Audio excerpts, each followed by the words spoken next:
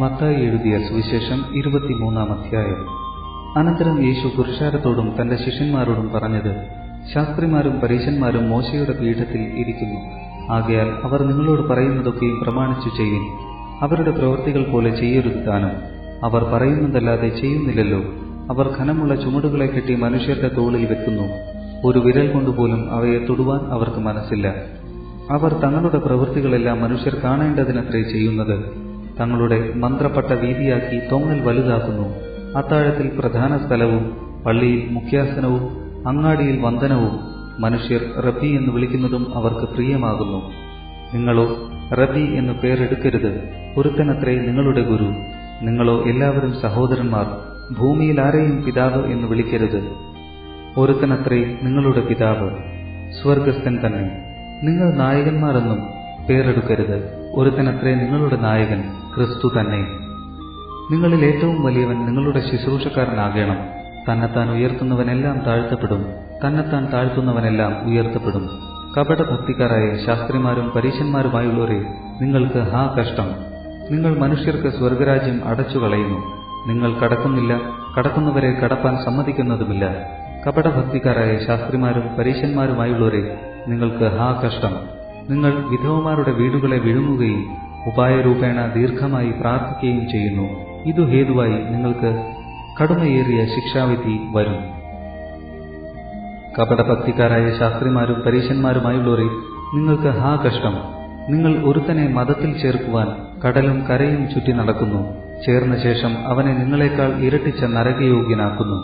ആരെങ്കിലും മന്ദിരത്തെ ചൊല്ലി സത്യം ചെയ്താൽ ഏതുമില്ല എന്നും മന്ദിരത്തിലെ സ്വർണത്തെ ചൊല്ലി സത്യം ചെയ്യുന്നവനോ കടക്കാരനെന്നും പറയുന്ന കുരുടന്മാരായ വഴികാട്ടികളെ, നിങ്ങൾക്ക് ഹാ കഷ്ടം! മൂഢന്മാരും കുരുടന്മാരുമായുള്ളവരെ, ഏതു വലിയത്, സ്വർണമോ സ്വർണത്തെ ശുദ്ധീകരിക്കുന്ന മന്ദിരമോ?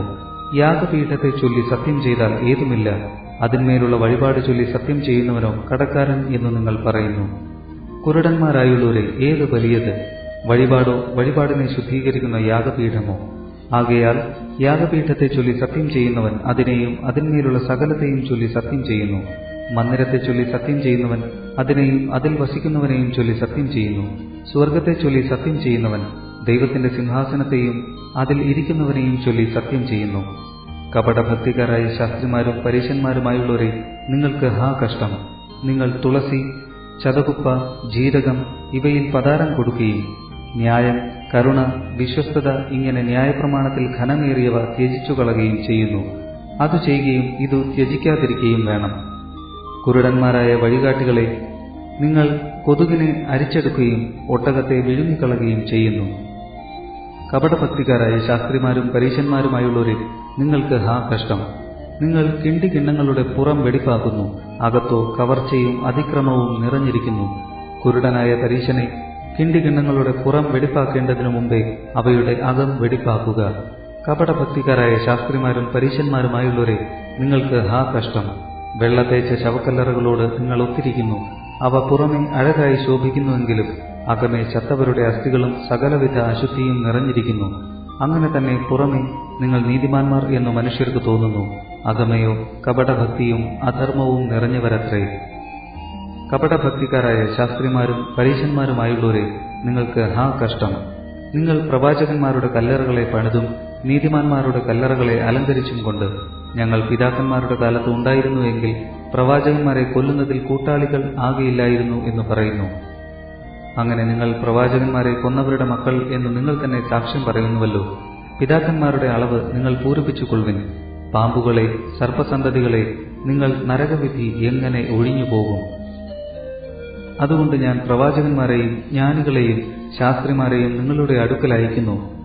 അവരിൽ ചിലരെ നിങ്ങൾ ക്രൂശിച്ചു കൊല്ലുകയും ചിലരെ നിങ്ങളുടെ പള്ളികളിൽ ചമ്മട്ടികൊണ്ട് അടിക്കുകയും പട്ടണത്തിൽ നിന്ന് പട്ടണത്തിലേക്ക് ഓടിക്കുകയും ചെയ്യും. നീതിമാനായ ഹാബേലിന്റെ രക്തം മുതൽ നിങ്ങൾ മന്ദിരത്തിനും യാഗപീഠത്തിനും നടുവിൽ വെച്ച് കൊന്നവനായി ബെരഖ്യാവിന്റെ മകനായ സെഖരിയാവിന്റെ രക്തം വരെ ഭൂമിയിൽ ചൊരിഞ്ഞ നീതിയുള്ള രക്തമെല്ലാം നിങ്ങളുടെ മേൽ വരേണ്ടതാകുന്നു. ഇതൊക്കെയും ഈ തലമുറമേൽ വരും എന്ന് ഞാൻ സത്യമായിട്ട് നിങ്ങളോട് പറയുന്നു. യെരുശലേമേ, യെരുശലേമേ, പ്രവാചകന്മാരെ കൊല്ലുകയും നിന്റെ അടുക്കൽ അയച്ചിരിക്കുന്നവരെ കല്ലെറിയുകയും ചെയ്യുന്നവളെ, കോഴി തന്റെ കുഞ്ഞുങ്ങളെ ചിറകിൻ കീഴിൽ ചേർക്കും പോലെ നിന്റെ മക്കളെ ചേർത്തുകൊള്ളുവാൻ എനിക്ക് എത്ര വട്ടം മനസ്സായിരുന്നു, നിങ്ങൾക്കോ മനസ്സായില്ല. നിങ്ങളുടെ ഭവനം ശൂന്യമായി തീരും. കർത്താവിന്റെ നാമത്തിൽ വരുന്നവൻ അനുഗ്രഹിക്കപ്പെട്ടവൻ എന്ന് നിങ്ങൾ പറയുവോളം നിങ്ങൾ ഇനി എന്നെ കാണുകയില്ല എന്ന് ഞാൻ നിങ്ങളോട് പറയുന്നു.